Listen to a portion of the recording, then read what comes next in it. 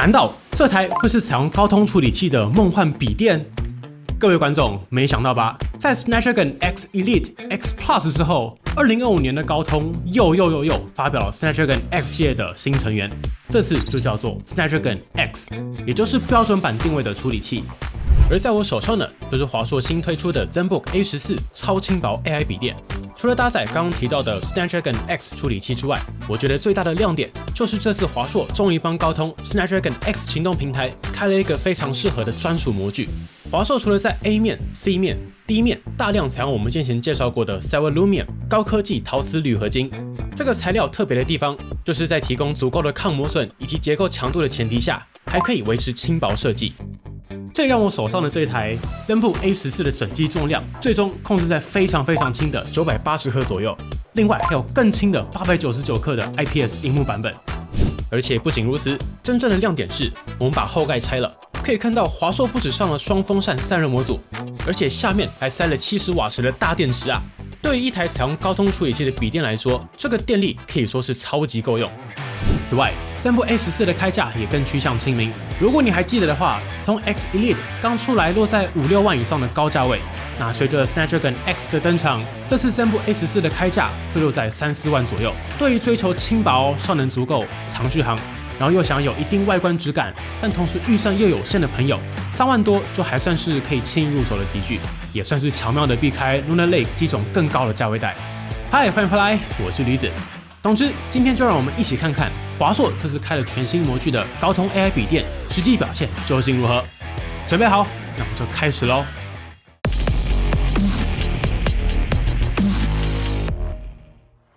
首先，我们还是从外观看起，但是我不废话，讲重点就好。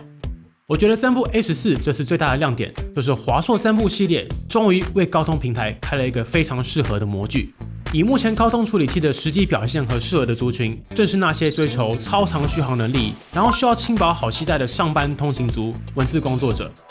对这些朋友来说，你给他高效能一堆散热，一点用处都没有，那还不如给出足够的效能，然后尽可能减轻重量，最好还能把电池塞好塞满，给出超长续航。而 ZenBook A14 就是完全朝这个方向所打造的机器。前面就有提到 ZenBook A14 就是在 A 面上盖、C 面键盘、D 面底盖都大量采用了高科技陶瓷铝合金。这个材质算是近期华硕在高阶轻薄机种力推的材料。那它最妙的地方就是触感上介于金属到陶瓷之间，有着陶瓷的温润，但又略微带着金属的冰冷。那搭配上表面非常细腻的雾面 coating， 质感和触感都非常不错。尤其是我们手上的冰岩灰版本，非常低调好看，值得大家到现场上手。从外观上来看，商务会议、日常工作、娱乐、学生族群，或是到客户公司开会，整机的简洁感都上得了台面。另外还有沙色质感的沙木金版本，算是相当特别的奶茶色笔电。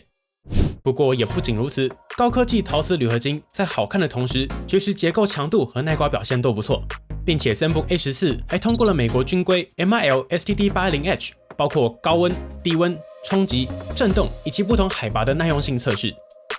对了，这台的 A 面采用了比较特别的 ASUS ZenBook 文字 logo。接着看到 B 面，萤幕虽然采用窄边框设计，占比够高，第一观感不错。不过外框上采用的就是常规的塑胶框架设计。虽然我私心会想要敲碗可以上玻璃 B 面，但看上售价的话，大概就正常发挥，可以给过。而在重量上，这边就介绍一下 ZenBook A14 目前在台湾开卖的2个版本。我这边有帮大家整理2个版本的差异。可以看到，今年 A14 可以分成超轻量的899克，以及其实也非常轻的980克2个版本，两者通路价差大概4000块。那多的这4000，你可以从原本的100% sRGB 色域覆盖的400尼特 IPS 萤幕，大幅升级到100% P3 色域覆盖的 HDR 峰值600尼特 OLED 萤幕。如果重视显示效果，买来要修图、创作 Photoshop、Lightroom 的朋友，那完全不用犹豫，请直上 OLED 这个版本。为什么呢？因为经过我们实测，华硕给了 ZenBook A14 上面这块 OLED 旗舰级的出厂校正礼遇，在买 ASUS 里面就可以看到总共有原生色域以及 sRGB、DCI P3、Display P3 这3档都已经经过校正的选项可调。我们这边也透过专业仪器实际测量萤幕表现，经过帮你实测，今年 ZenBook A14 OLED 版本这块萤幕在原生色域覆盖上依旧很强，可以达到 99.9% 的 sRGB、100% 的 DCI-P3 以及 99.8% 的 Display-P3 色域覆盖，这是目前色域覆盖超强的第一梯队表现。而在色准上 ，ZenBook A14 也是高水准校正，我们分别切换到对应的色域模式进行实测。首先看到 sRGB， 经过邦尼实测 ，ZenBook A14 在 sRGB 模式下会自动进行色域限缩，达到 99.9% 的 sRGB 色域覆盖。看到色准，平均色彩丢台只有 0.66， 这个数字小于2就是优秀的意思，小于1就是超级顶级的表现。最大丢台更是只有 1.39， 色准超强。而在 DCI-P3 模式下，可以达到 100% 的 DCI-P3 色域覆盖，色彩平均丢台来到 1.06， 同样很准，最大丢台 3.38。而在 Display-P3 之下，同样可以达到 99.8% 的色域覆盖，色彩平均丢台只有 0.83， 最大丢台 1.53。简单一句话，所有模式都非常准。如果是创作用，你买来什么都不用做，打开萤幕就可以直接上工，可以说是高品质出厂校正。如果是有色准和显示要求的朋友，那其实这4000的价差，光是买一块校正好的 OLED 就很值得了。看回规格表，除了萤幕更好之外，还有从16升级到32GB 的记忆体，以及容量大上 45.8% 的70瓦时大电池。不过如果你这些用不到，你就只是需要一台超级轻薄的通勤出差笔电，那899克这个版本对纯文书使用来说也是相当够用了。所以说回来，邦尼实测 ZenBook A14 单机大概980克上下，手感真的非常轻薄，单手拿起来也还是很轻，并且这台也换上了华硕新的这款小尺寸 PD 充电器，采用 USB-C 线材分离的设计，好评。整机再加上这颗60瓦充电器，整组实测也只有 1.1 公斤，重量非常可以。实测上盖可以单手开合，并且 ZenBook A14 这台的铰链调得非常不错，手感非常滑顺，并且触发力道很轻，轻轻用力就能打开。那虽然滑顺，但悬停的稳定性是够的，没有因此有所牺牲。而在 L 接孔上，左侧配置了一个 HDMI 2.1， 会是 TMDS 规格，最高可以输出 4K 60的画面。接着是2个 USB-C， 2个 C 孔都支援 USB-4， 最高40 Gbps 的高速传输，也都支援影像输出以及 PD 充电。还有一个 3.5mm 音讯接口。右侧很单纯，配有一个 USB 3.2 Gen 2的 USB-A 接口。接着来看下一个重点，萤幕。前面就有说过 ，ZenBook A14 采用了块色域和色准表现都非常好的14寸 OLED 萤幕。不过稍微意外的是，华硕这台配的是1920×1200，也就是 Full HD Plus 解析度，搭配上60Hz 的萤幕更新率。我自己会期待更高解析度，或是上个高刷，那 CP 值马上就出来了。不过好在比例上采用的是更加实用的16:10，16:10好用在上下的显示面积更多，做文书的时候显示的画面更高，分割成左右画面的高度也更足够。现在都建议选16:10了，真的是明显更好用。而在亮度表现上，我们实测室内100%显示面积下，最大亮度可以接近400尼特 ，HDR 峰值亮度更是可以达到648尼特 ，HDR 全白之下也有633尼特。同时，这块萤幕也有 VESA Display HDR True Black 600的认证。邦尼也帮大家实测，可以成功串流 YouTube HDR。不过这台并没有支援 Dolby Vision 杜比世界，但是在 Netflix 可以成功点灯 Dolby Atmos 杜比全景声。而在 PWM 上，这台也有低亮度防闪烁、像素位移、像素重新整理、隐藏工具列这些 ASUS OLED Care 的标配功能也都有。此外，顶部这组镜头也支援 Windows Hello 脸部辨识，实测低光下可以成功解锁。同时 A14 也支援智慧侦测的功能，比如说你在看手机没在看笔电萤幕的时候 ，AI 就会自动把萤幕调暗做到省电。还有当你离开座位时，它会自动锁定萤幕，避免偷看。并且当你走回来的时候，它还会自动点亮萤幕，马上脸部辨识完成解锁。接着我们看到 C 面 ，ZenBook A14 也搭上了方到彻底的巧克力键盘，还有大尺寸触控板，大就是好用。同时触控板也支援智慧手势，可以透过边缘调整精度条、音量、亮度等等。怕误触的话，也可以再买 ASUS 关闭。另外这台触控板的 coating 滑顺度不错，也有静音设计，好评。另外，身为 Copilot Plus PC 的一员，这台当然也有 Copilot 快捷按键，顶部还有快速麦克风静音、快速关闭视讯镜头2个按钮，开会、远端上课的时候都非常实用。整体的键盘手感虽然键程较短，但静音处理以及回馈以轻薄机种来说还算 OK， 薄膜偏软，适合长时间打字。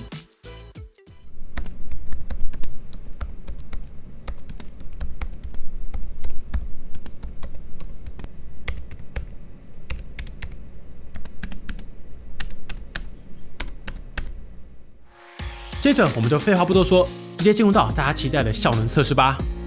这次帮你测试的是 ASUS ZenBook A14的顶规版本，台湾有开卖的最高规是搭载全新推出的高通 Snapdragon X 处理器，代号是 X1 26100，采用的是8核心架构，最高3 GHz 的频率，然后搭配 1.7 T-Flops 的 Adreno GPU，NPU 没有砍，还是45 TOPS 高算力的 NPU。从这颗处理器的规格上就能看到，整体就是为了 ZenBook A14这种主打轻薄、长续航、商务、办公的机种而生。然后同样是采用台积电4奈米工艺所打造，能耗表现还是值得期待。机体上采用的是 Onboard 总共32GB 的LPDDR-X 的 RAM。接着我们直接把 ZenBook A14拆开，带大家来看内部。可以看到 A14的地面有防尘网设计，在发热位置也有对应的散热垫片。内部第一眼望过去，采用双风扇单热管的散热方案，关标解热可达28瓦的 TDP， 符合轻薄笔电该有的散热表现。比较特别的是，左边这颗并没有连接热管，而是采用内吹设计，由左向右吹入冷空气，可以带走主板积热，以及帮助网卡以及记忆体颗粒散热。并且在实际体验之下 ，ZenBook A14的散热噪音只有2个字：极其安静。如果你都是文书使用，应该很难听到风扇转起来的噪音。上面这边搭配的是 Qualcomm Fast Connect 6900 WiFi 6E 的网卡，直侧可以成功连上6 GHz 的6E 网路。那左下角这边插着一条美光的 PCIe 4.0 1TB SSD， 直侧循序读写速度我放画面上。底部呢就是塞满满的70瓦时大电池。ZenBook A14内部看起来还是相当紧凑，并且为了减重，当中有一冗余空间，华硕也在中间加上了一整条非常厚实的金属强化结构，可以防止放在包包的时候地面压到主板。接下来我们来测 Snapdragon X 的效能表现究竟如何。首先我们来测有原生支援 ARM 架构的 Cinebench 2024，可以看到 Snapdragon X 拿下单核95分，多核698分。那这个表现大概是我们先前测过的 X Elite 大约90%的单核效能，64.3%的多核效能。不过会比我们先前测过的 PZ13 所搭载的 X Plus 好一些，主要是因为ZenBook A14的散热更好，在多核上反而有着 12.2% 的领先幅度。那这个效能表现对文书工作、办公软体、商务课来说都已经绰绰有余。虽然单核落后 Qualtra 7 258V， 但多核表现则比 258V 再高上了 13.8%， 所以效能是完全不用担心的。不过，身为一台采用 ARM 架构的笔电，绕不开的话题就是相容性。Snapdragon X 系列平台的笔电采用的是精简指令级的 ARM64 架构，并无法直接相容复杂指令级的 X86 软体。对软体到底相不相容，会是很多人的疑问。好在在高通这2年大力推出之下，像是主流的浏览器 Chrome、Firefox 以及微软自家的 Edge、串流平台 Spotify、Netflix、Disney Plus、专业软体微软自家的 Office、Photoshop、Lightroom、Blender、Affinity 系列，还有 DaVinci Resolve、7zip 等等都有原生支援。基本上以 ZenBook A14的定位来说，你会用到的软体大多都已经有原生支援。那非原生支援的软体就打不开了吗？也不会。为了解决这个问题，微软推出了一套叫做 Prism 的转译套件。用简单的方式说 ，Prism 的概念就像是电脑语言的 Google 翻译的意思，可以把英文翻译成中文。而在程式语言里面 ，Prism 就可以把传统X86的语言翻译成 ARM 可以看懂的语言，这就是所谓的转译。所以像是 Telegram、Line、KKBOX， 甚至 Adobe 的 Premiere Pro 都可以透过转译成功运作。那最棒的是什么？就是之前阻止我换到 Snapdragon X 系列笔电的最大敌人 Google Drive， 现在也就用 ARM64， 可以无痛在高通笔电上运作。不过 Prism 转译其实就跟翻译一样，偶尔会有言不及义的状况，所以这个翻译过程是会有效能损失的。举个例子，在原生支援的 Cinebench 2024当中 ，Snapdragon X 的多核相比 Qualtra 7 258V 大概有着 13.8% 的效能领先。而在转译之下，我们实际跑 Cinebench R3 多核，在转译之下 ，Snapdragon X 大概就只有 258V 7.5%左右的效能表现，让大家应该就有相对关系的感觉了。那最后一个事项就是，虽然大部分的软体都已经原生，或是可以透过 Prism 转译运作，但还是有些专业软体是无法成功转译开启的。大家可以上 Windows on ARM 这个网站，直接搜寻在意的软体是否有支援。而在游戏上，虽然高通标示已经有破千款的游戏可以支援，但多数游戏还是跑在模拟上，加上 ZenBook A14本来就不是游戏定位的机种，所以如果你有游戏需求，还是会建议你选择搭载独显的笔电才是正解。说完相容性，我们就来聊 Snapdragon X 笔电的一大重点——续航。其实相较起效能，高通笔电的续航会是体验上最舒服的一块，也是你选择高通平台最大的价值。尤其如果你就是文书使用，在充满100%的 Windows 之下，打 Word 打了10几分钟，同时还开着10几个视窗的浏览器，才从100%掉到了99%，然后下面显示你还有11个半小时的续航。而且更扯的是，随着你越用越久，这个电力预估会越来越准嘛。然后你看现在电力掉到97%，但预估时间从刚才的11个半小时，现在预估已经到12小时的。然后又过了25分钟，到了93%，但预估时间又变多了，变成13个小时，可以说是完全没有电力焦虑啊。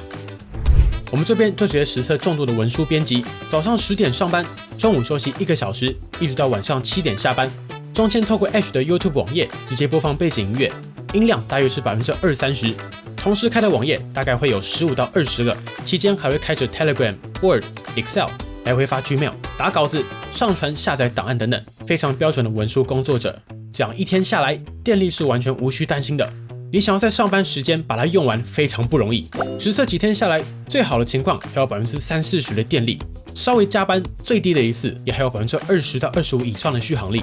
基本上就是出去一整天，你完全不用管充电器的表现。我们再测一个猛的，我们将萤幕设定在200尼特，然后实际串流 Netflix 的怪奇物语。ZenBook A14 非常猛，在播了将近15个小时的怪奇物语之后，居然还有将近30% 的电力，完全是你追到睡着忘记关电脑，隔天起来还有电可以出门上班的神级续航表现。所以如果你就是商务课或是做报告 Word 的学生族群，你这样充满一次电，断断续续用的话，可能用了2-3天都还有电。高通笔电最迷人的地方就是续航，而且你别忘了，它的效能表现还非常不错，这也是非常流畅的使用体验，然后还拥有超长续航力。另外 Snapdragon X 还有另一大优势，就是插电和不插电之下都可以释放很不错的效能表现。我们这边也实测 Cinebench 2024 ZenBook A14 在插电和不插电之下，单核和多核表现几乎没有差距，甚至不插电之下，多核分数还高了整整1分。此外 ZenBook A14 是 Copilot Plus PC 的一员，自然也支援了 Copilot Plus PC 的各种功能，比如说小画家 AI 版，只要点开 Copilot 选单，这边就会有各种 AI 功能，比如说 Code Creator， 你可以先大概画出你想要的画面草稿，接着填写一下右边的资讯。你看，这时候 Code Creator 就会及时生成，把你的线条变成完整的作品。又或是出去玩了之后，难免会有路人乱入，那你也可以透过 Copilot 的功能把路人消除。那比如说我们先前介绍过的即时字幕、视讯通话时候的 Windows Studio Effects 等等，这台也都有支援。另外，众所瞩目的回顾 Recall 功能，未来只要等微软更新 ，ZenBook A14 也可以直接使用。而在充电测试中，帮你使用原厂随附的60瓦充电器实测，1个小时充满73%，充满90%，耗时1小时42分，完整充满耗时2小时29分。而在内建的外放喇叭上，这台就相对中规中矩，拥有双扬声器设计。我们实测最大音量大概落在85.5分贝左右。实际的声音表现，以下帮你也提供一段实测供大家参考。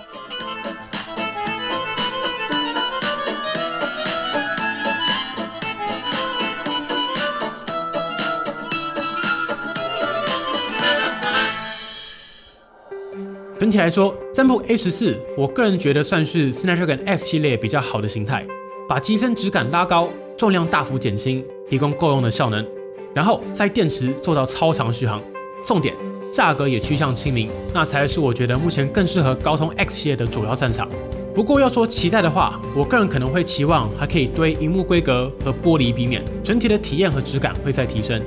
除此之外，这个开价我觉得都在该有的表现上，至少也是把高通轻薄笔电的价格拉到相对亲民的价位带了。大家怎么看呢？好了，本期节目就先到这里。这集我们也在有限的时间内，尽可能帮大家把所有重点都详细测完了。